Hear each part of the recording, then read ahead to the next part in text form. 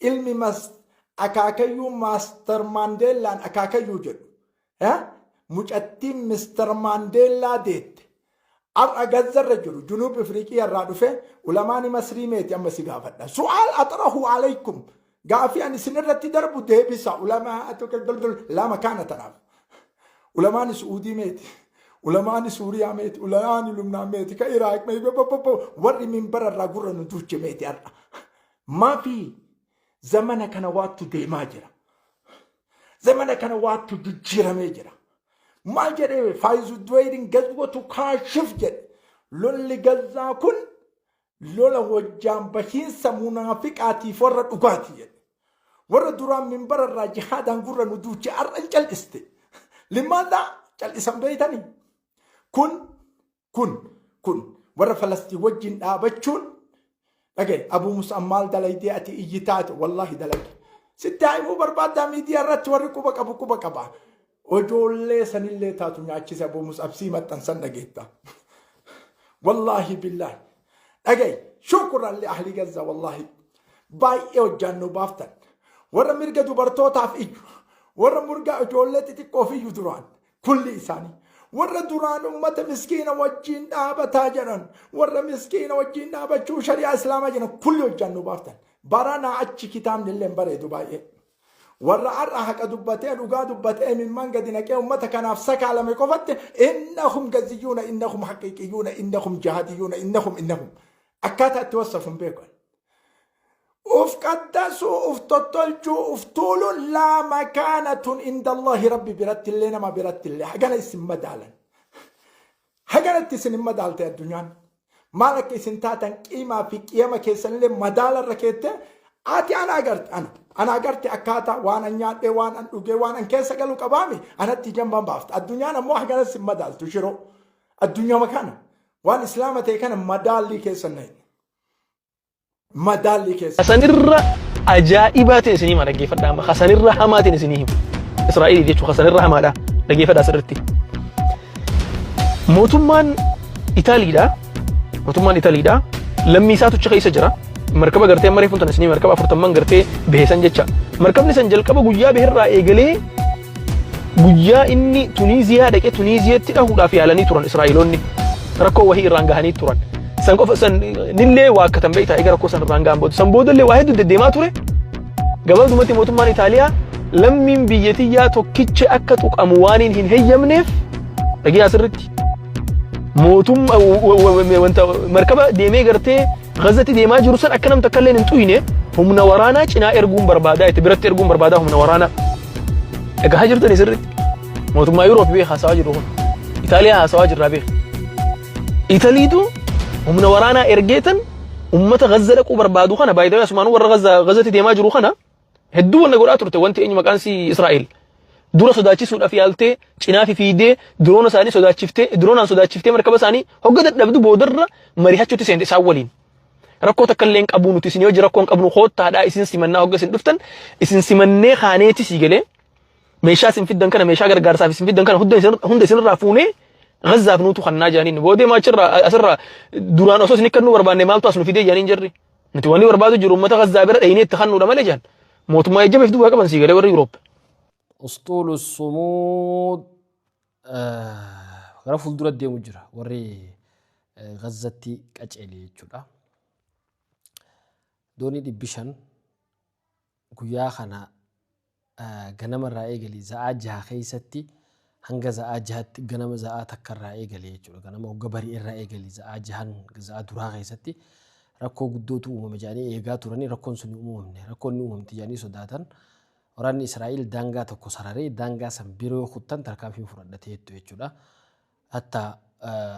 rakkoo uumamtuuf jedhanii biyyoonni warri akka Yuunaan kan naannoo sanii dhiyaatu hospitaalota isaanii qopheessaa turan namoota madoo fi tartiiba godhachuudhaaf jechuudha. Kaaree kiiloomeetira 4,500 waan dhiyaatu deemanii Gazzaa gahanii jiran. Gazzaa akkatti ijaan arkan kiiloomeetira waa xiqqasho waan hin geenye kiiloomeetira gartee shantama waan hin geenye gubbaa gahanii jiranii bakka silaa ja'ame san amma zaata akka dura addunyaan afarsaa jirti wanni jarri dooniidha achi gahee jaanii hanga ammaa Israa'eliin dhoyne probabilitii dha'uudhaan qabdi. Makalaakiyaa ministeeriin Ispeen jechuudha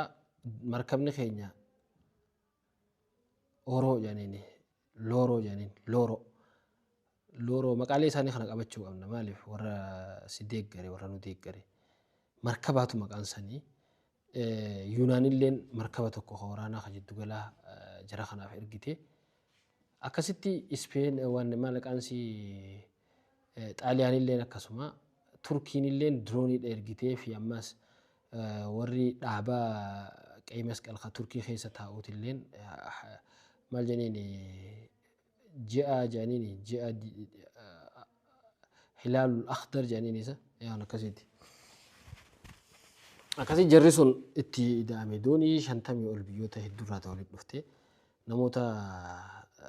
paarlamaadhaatii jira qaama mootummaatii keessa jira. So Yuunaan waan lammiin teenya keessa jirtuun lammii teenya ni tiisnaa jettuun waan kanatti ida'amtee hisaara Gazaan amata 2 fi amata dheeraa kana keessa jirtu kana ni banna jee hawaasni deema. Mootummaan isaanii immoo hawaasa keenya kana yoo isaan miidhaman bira dhaabbanna jee markaba waraanaa fudhatee jala deema akkana warri Awurooppaadha. Tanaa deemu jira ammaan tana. Hedduu oowwituudha dubbiin. Tabira mariin torbaan kanaa isin agartan tun hundi kaayoon isii waanuma takka.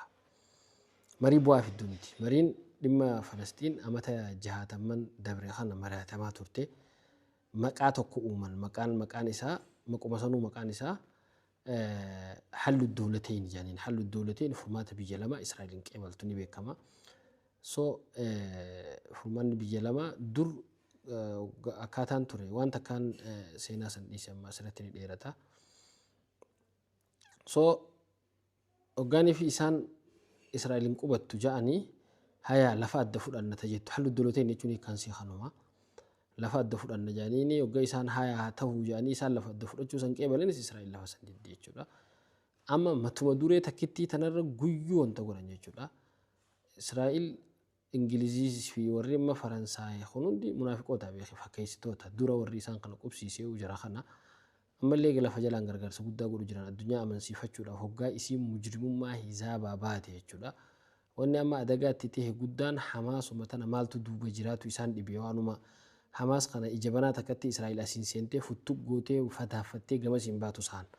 Hamaasumaan tun obsitee yoo teessee Yahyaa Sinwaar gaafa jiru yoo lola kana eegalle jee odoo lolan eegalin yaada kennatee ture. Yeroo gabaabduu booda Israa'el daftee nu balleessuu dandeessu jechuu ibsuudhaaf waan akkaataa Israa'el itti yaaddus waan beeku jecha waan inni jee addunyaan tun guutuun yeroo san keessatti amma manaama fakkaatti wagguma 2 dura jecha kana inni dubbate jechuudha. Addunyaan Israa'el funyaan irraa qabachuu teessi warrummaan isii deeggaruu kunu gana arrabsuu taa'ata jettu kaasee ture maaliif akkaataa isiin guutuu waan beeku jecha jarri kunis hawaasa isaa yoo fedhe mootummallee hin baddini hawaasni kun hawaasa sifilee kursii tanarra si haa waan taate jecha hawaasa kana amansiisuudhaaf akkas godhan. So wanni ammaan tana hallu dawlateen ijaanii isaan akkanatti oofanii hoggu takka marii asitti manguddoo maarree ijaanii oofantuun waanuma takka kaayoon isii yeroo saammachuu jaaniin. Addunyaa tana qalbii firaa deebisuu gara biraa akka laalan nama godhu kanuma malee ምንም ሌላ ውጤት የለውም ሌላ what we call ሌላ ምስጢር የለውም። ስለዚህ أما جواب دوتي حلو الدولتين نتني أكاتان إتي ترامب خاي أغافلين جا تجان غافلين جا أكون دتو سينيار أنا ما نجي شوكرتي وان كنا غودي يو غوتي سينيار دا يو غود وباتي سينيار دا كنا ما نجو أكاسي حماس هي كتبه تكفى دبيو أشرا يقولن شوف مارينا كنامه نو أماناتي وتكوما على فنة خنيان حماس بولا غيسا باسا قوي رهيخا خرانا جياتين حماس بيجر رهباتو تيتو تكفان لما فان حماس أماس إسمان هدمتوتا تاقاشي نمدي دمي وي هابافتو هقا إسيوان كان بافتي إسرائيل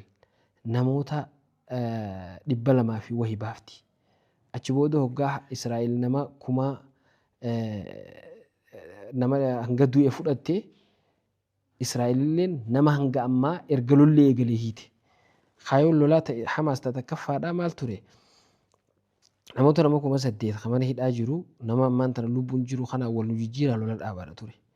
So nama erga lollee eegalee hiine san sii gadhiifne nama 3,000 kana reef kanuu kan ni taadha. Namni duraan hidhaa jiru sun akkasuma hidhaa taa'a jechuudha. Falastiin jechuudha. Qabxiin isaan kaayan achi booda ganaa erga hidhamtoota isaanii fudhatanii booda xiqqoo xiqqoon Hamaas irraa Gazzarraa waraanni Israa'el bahee hogga waraanni Israa'el bahu kana waraana Ameerikaan jaartee jira gamtaa Arabootaatiin irraa ijaarraa jedhan hogganaan nama waan kana gaggeessuu qaalicha Iraaqi duulesani Iraaqi kaduule jechuudha. Isaatu waan kana hoggansa waliigalaa godhee oofa. So qabxiin akkanatti amma mariifuun taatu Arabni nu amanee jaa warri inni dheengatu wajji haasee bakka nuti Hamaas kanneen yoo isaan qeebalan jaaniiniiti isaanis manguddoodha qaxarfaadha isaanii biraa deeman. Guyyaa sadeen kana keessatti Hamaas yoo deebisaan hin kennine waan godhu teenyu nu beekaa jaa. Amma kun waan akka qalbuma namaaf irraa gamana deebisuudha malee yeroo isaan akkana ja'an kana keessatti guyyuu nama 100 akka adduu jira Gazzaa keessatti guyyuu bakkuma nyaataatti maas bakka nyaataaf itti namni wal ga'uu dhaqanii nama 100 akka nama 200 nama bakka 100 gannumaa hunduu jaa namni amma du'uu namaatti eenyu waa'ee du'a sanaa soo jira ammaan tan maal beeta akkana qalbii namaa hatu yeroo saammachuu waan jedhaniin kottaa guutaa marii goonaa jedhanii taa'anii maal jechuu amma tarraa ajaa'iba kaleessa amma guyyaa dhingaddaa dhiifama gaafate Netaniyaahoon takkaa dhiifama gaafateen beeku jiru keessatti qaxar dha'uun sun sirriin turre jettu addunyaa guutaa kiyya deebisuudhaaf achi booda qabxiin Netaniyaahoon Tiraamp kaayituun illeen hedduu karaa kaayoo lola keenyaatii wajjin wal simatti nuti qabxii tana qeeballee je odoo Ameerikaa jiru. Arrammaas bee huccuu waraanaa uffatee huccuu pirootektara wanna gaachanaa san uffatee bakka nuti waan nagarre Tiraamp nuu kaayisan hin qeeballu je ammarraa akkas je waanuma silaa qabxii sanuu amma kana jechuun dafaa saammadhaa akka nama jiruuti illee godhuu fedhan Hamaas akka itti fiidu Hamaas uummata akkasiiti miti itti illee fiigan. So hallu dawlateen illee furmaatan taatu rabbiin tokkicha gargaaru. Ma addunyaa wali buutee harka baaftee hallu dawlateen san keessa biyya Awurooppaadhaa akkanatti Israa'eliin akka waan loltuu fakkaattu kana maal jedhan wanti nugusni Ingiliz deengadda yoo hallu dawlateen jennee Falastiin waan gooneef Falastiin waraana hin qabne Falastiin barnootaaf illee haala mijataan gooneef Falastiin hatta ulaagaa biyyummaa guutuu hin dandeenye waan akkasii godhuu hin dandeessu nuutu akka akkas taatu godha akkas ja'aniin miidiyaa kabaree jirratti akkas jedhanii jiran. Sigalee so warri hallu dawlateen dide sun illeen sirruma jira warri Iraan kun amma Iraan amma nuti biyya Iraan Israa'el jettuun beeynu waan taate jecha hallu dawlateen jennee haasa'uuf illee yeroo hin qabnu warra jee mee sumuuda maal jedhanii warra hisaara cabsina jee deemu kana za'aan sakandiin deemtu hundi ammaan tana waan haareef itti jedhanii eeguu jiranii hedduu nutu teenyee eeguu jirra akkatti maaltu dhufeenne wabillahi tawfiq.